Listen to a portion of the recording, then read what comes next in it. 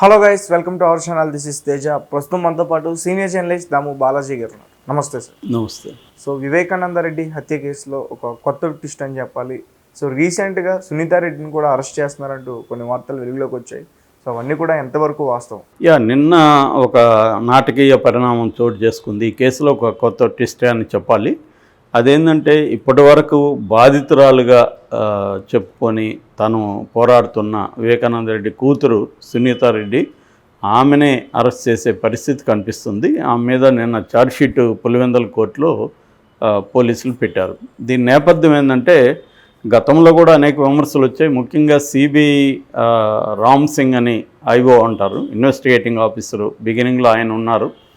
ఆయన కంప్లీట్గా తెలుగుదేశానికి అనుకూలంగా వ్యవహరిస్తున్నాడని ఇప్పుడు పెద్ద ఎత్తున విమర్శలు వచ్చాయి. ఈ కేసులో అందరినీ కూడా అతను పట్టుకుపోయి విపరీతంగా కొట్టడం, బీహార్కి తీసుకెళ్ళాడు, గుజరాత్కి తీసుకెళ్లారు, ఢిల్లీకి తీసుకెళ్లారు. వీళ్ళు రామయ్య అనే అక్కడ వాచ్మెన్ ఉన్నాడు కదా, అతను చెప్పాడు నన్ను బీహార్లో గుజరాత్కి తిప్పారు అని, నెల రోజులు ఢిల్లీలో పెట్టుకున్నారని చెప్పాడు. విపరీతంగా కొట్టారు, నాకు మతిమరుపు వచ్చేసింది అని కూడా ఆయన చెప్పాడు. అట్లాగే దీంట్లో A2గా ఉన్న A1గా ఉన్న ఎర్రగంగిరెడ్డి నన్ను పోలీసు ఏట్లు వేశారు, బాగా వేశారు అని ఆయన ఒక దాని ఏమంటారు ఒక స్పై క్యాంప్ పెట్టి విలేకరి చేసినప్పుడు అతను చెప్తున్నాడు, నన్ను బాగా ఎముకలంతా విరిగిపోయినాయి, ఈ ఏళ్ళంతా సక్రమంగా రావట్లేదు ఇప్పటికీ అని ఎర్రగంగిరెడ్డి చెప్పాడు. A2గా ఉన్న సునీల్ యాదవ్ కూడా కోర్టులోనే రామ్ సింగ్ మీద కేసు వేశాడు, నన్ను చిత్రహింసలు పెట్టాడు అని. ఈ ఎందుకు పెట్టాడు రామ్ సింగ్ వీళ్ళందరినీ చిత్రహింసలు అంటే ప్రధానంగా అప్రూవర్గా మారమని, తాము చెప్పినట్టు వినమని చెప్పాడనేది వీళ్ళ ఆరోపణ. ఈ క్రమంలో ఎంవి కృష్ణారెడ్డి యాక్చువల్గా ఇతను పిఏ, ఆయన దగ్గర 30 ఏళ్ళుగా వివేకానంద రెడ్డి దగ్గర పిఏగా పనిచేస్తున్నాడు. ఒక రకం పార్ట్ టైం పిఏ అని చెప్పచ్చు. అంటే ఎర్లీ మార్నింగ్ 5:30కి వెళ్ళిపోయి ఒక 11 వరకు పనిచేసి మళ్ళీ ఆయన కాలేజీలో జాబ్ చేస్తారు, కాలేజీకి వచ్చేస్తారనమాట. అట్లా 30 ఏళ్ళుగా వివేకానంద రెడ్డికి సంబంధించిన అనేక విషయాలను ఆయనే చూసుకునేవాళ్ళు. ముఖ్యంగా ఏదైనా ఆర్థికపరమైన విషయాలు ఏమన్నా ఉన్నా, ఏదైనా తెప్పించాలన్నా ఆయనే చూసుకునేవాడు. వాళ్ళ భార్యతో, కూతురుతో, అల్లుడితో ఈయన టచ్లో ఉండేవాడు. సో వాళ్ళు ఆ ఇంటికి సంబంధించిన మెయింటెనెన్స్ అంతా వాళ్ళ ద్వారా ఈయన చేసేవాడు అనమాట. ఆ రోజు కూడా మార్చి 19th 2019 మార్చిలో ఆ రోజు కూడా ఈయన వెళ్ళారు ఎర్లీ మార్నింగ్. ఫస్ట్ శవాన్ని చూసింది రంగయ్య అయితే, రెండోసారి చూసింది ఈయనే అనమాట. ఈయన వెళ్ళింది, అక్కడ సెల్ ఫోన్ అవన్నీ తీసుకున్నాడు ఈయనే. ఆమెకి సునీతకి నర్రెడ్డి రాజశేఖర రెడ్డికి ఫోన్లు చేశాడు. వాళ్ళు చెప్పిన గైడెన్స్ ప్రకారమే సెల్ ఫోన్ దాచిపెట్టమన్నారు, ఆయన రాసిన లెటర్ని దాచిపెట్టమన్నారు వాళ్ళు. ఈయన దాచిపెట్టాడు, వాళ్ళు చెప్పినట్టుగా దాచిపెట్టాడు. వాళ్ళు వచ్చిన తర్వాత మధ్యాహ్నం 1 గంటకి ఆయన వాళ్ళకి హ్యాండ్ ఓవర్ చేశాడు. ఇందులో ఆయన తప్పేం లేదు, ఎందుకంటే వాళ్ళ యజమానులు వాళ్ళు ఏం చెప్తే అది ఆయన చేయాలి. అప్పటికి అన్నాడు దాచిపెడితే రేపు ప్రాబ్లం అవుతుంది కదా అమ్మ అన్నాడు. మీకెందుకు, మేము చూసుకుంటాం కదా, మేము వస్తాము అని వాళ్ళు చెప్పినప్పుడు సరే అని ఈయన అన్నాడు. దాంతో ఆయన్ని తీసుకెళ్ళి భయంకరంగా కొట్టారు పోలీసులు. నువ్వెందుకు తీసావు అవి అనేసి. నిజానికి ఆయన తీసిందే తప్పే, కానీ యజమానులు చెప్పాడు కాబట్టి ఆయన తీశాడు. సో తప్పు ఎవరిది? అసలు తప్పు సునీతాది, నర్రెడ్డి రాజశేఖర రెడ్డిది. వాళ్ళు కదా తీయమన్నారు. సో వాళ్ళని ఏమనలేదు ఇప్పటివరకే. సరే అయిపోయినాక ఈయన్ని సిబిఐ వాళ్ళు తీసుకుపోయి ఈ రామ్ సింగ్ తీసుకెళ్ళి వాళ్ళ కొడుకుల ముందే దారుణంగా కొట్టి, కొడుక్కి పెళ్ళి కూడా జరగబోతుంది త్వరలో, ఆ టైంలో తీసుకెళ్ళి అతి దారుణంగా కొట్టాడు అని చెప్తున్నాడు. ఆ తర్వాత కూడా సునీత, నర్రెడ్డి రాజశేఖర రెడ్డి ఇద్దరు కూడా ఇంటికి పిలిపించుకొని, నువ్వు రామ్ సింగ్ చెప్పింది విను, నువ్వు కంప్లీట్గా అప్రూవర్గా మారిపోయి వైసీపీ వాళ్ళ మీద చెప్పు అని వీళ్ళిద్దరూ అతన్ని కూడా బెదిరించారని చెబుతున్నారు. సో దానివల్ల వాళ్ళ దగ్గర పనిచేస్తున్న కొడుకు కూడా జాబ్ కూడా తీసేస్తారని, ప్రెజర్ చేస్తారని చెప్తున్నారు. సో ఇదంతా కూడా ఆయన దాదాపు 1 hour పైన ఒక ఛానల్కి ఇంటర్వ్యూ ఇచ్చిన దాంట్లో ఎక్స్ప్లెయిన్ చేశాడు కృష్ణారెడ్డి.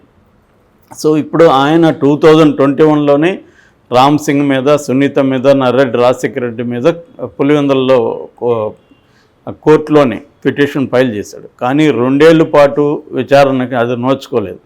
ఇప్పుడు మొన్న డిసెంబర్ 8న అది విచారణ జరిగింది. విచారణ జరిగి కోర్టు పోలీసులకి ఆదేశాలు జారీ చేసింది. ఈ కేసులో మీరు ముందుకెళ్ళండి, ఈ కేసులో ఛార్జ్షీట్ ఫైల్ చేయండి అని చెప్పి. సో పోలీసులు ఏం చేశారంటే దీనికి సంబంధించిన ఆల్రెడీ 2 సిట్లు వేశారు. ఒకటి తెలుగుదేశం సిట్టు, రెండోది వైసీపీ వచ్చినాక ఒక సిట్ వేశారు. ఈ 2 సిట్లు కలెక్ట్ చేసిన 2 నివేదికల్ని ఈ పోలీసులు తీసుకున్నారు. అట్లాగే అక్కడ క్లూస్ టీమ్ వెళ్ళింది. Clues team first clues team అక్కడికి వెళ్ళి వాళ్ళు కలెక్ట్ చేశారు ఎవిడెన్స్, అవన్నీ కూడా తీసుకున్నారు. తర్వాత సీసీటీవీ ఫుటేజ్, ఆయన ఇంటి ముందు సీసీటీవీ ఫుటేజ్, ఇవన్నీ కూడా తీసుకొని ఒక సమగ్రమైన నివేదిక సబ్మిట్ చేశారు. అట్లాగే రామ్ సింగ్ టార్చర్ చేసిన దానికి ఉన్న సాక్ష్యాధారాలను కూడా వాళ్ళు ప్రవేశపెట్టారు. మరి ఇప్పుడు పులివెందుల కోర్టు రామ్ సింగ్ మీద ఏమైనా చర్య తీసుకుంటే, యాక్చువల్గా ఏంటంటే రామ్ సింగ్ మీద అనేక కేసులు ఉన్నాయి, కానీ ఇప్పటివరకు ఏ కోర్టు కూడా రామ్ సింగ్ మీద చర్య తీసుకోలేదు. అంటే మామూలుగా సిబిఐ వాళ్ళు టార్చర్ చేయరని చాలామంది అనుకుంటారు. వాళ్ళు ఎందుకంటే చాలా హైటెక్ ఇన్వెస్టిగేటివ్ మెథడ్స్ ఉంటాయి. మనం చూస్తాము సినిమాల్లో కానీ వెబ్ సిరీస్లో వాళ్ళు చాలా సిస్టమేటిక్గా చేస్తుంటారు.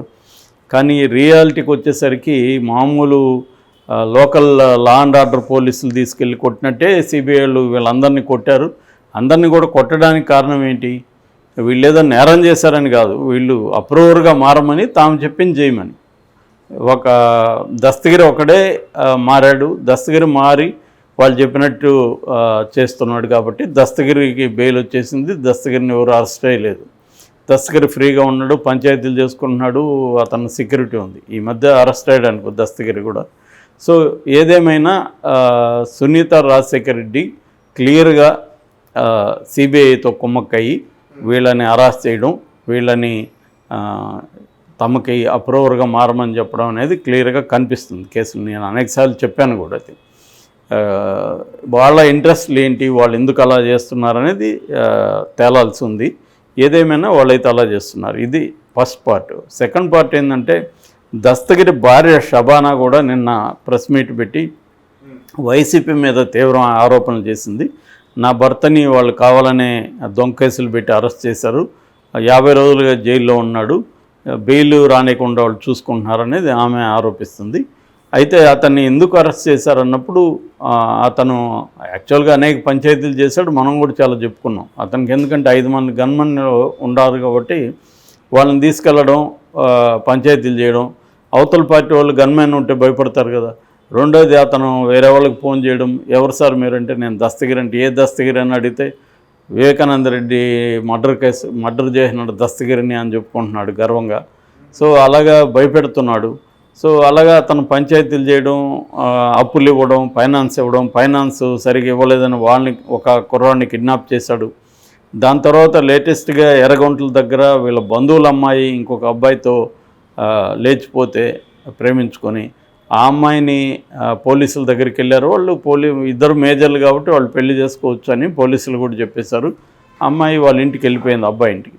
ఆ అమ్మాయిని తను వెళ్ళి కిడ్నాప్ చేసుకొచ్చాడు. అది కూడా తనకున్న సెక్యూరిటీని డైవర్ట్ చేసి నేను ప్రొద్దుటూరు పోతున్నాను, మీరు ప్రొద్దుటూరు వైపు వెళ్ళండి, నేను వస్తున్నానని చెప్పి వాళ్ళని డైవర్ట్ చేసి తను ఎర్రగొంటలకు వెళ్ళి చేశాడు. దాంతో ఎస్కార్ట్ పోలీసులు కంప్లైంట్ ఇచ్చారు, ఇతను మమ్మల్ని ఇట్లా డైవర్ట్ చేసి వెళ్ళాడు, ఏం చేస్తున్నాడో తెలియదు అన్నప్పుడు పోలీసులు దాన్ని విచారించినప్పుడు ఇతను ఆ అమ్మాయిని కిడ్నాప్ చేస్తున్నట్టుగా తెలిసిందే. ఆ అమ్మాయి కేసు పెట్టింది, నన్ను కిడ్నాప్ చేశాడు ఇతను కాబట్టి పోలీసులు అరెస్ట్ చేశారు, జైల్లో పెట్టారు. ఇందులో వైసీపీకి ఏం సంబంధం ఉంది?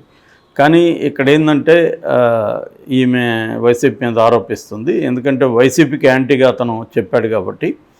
సో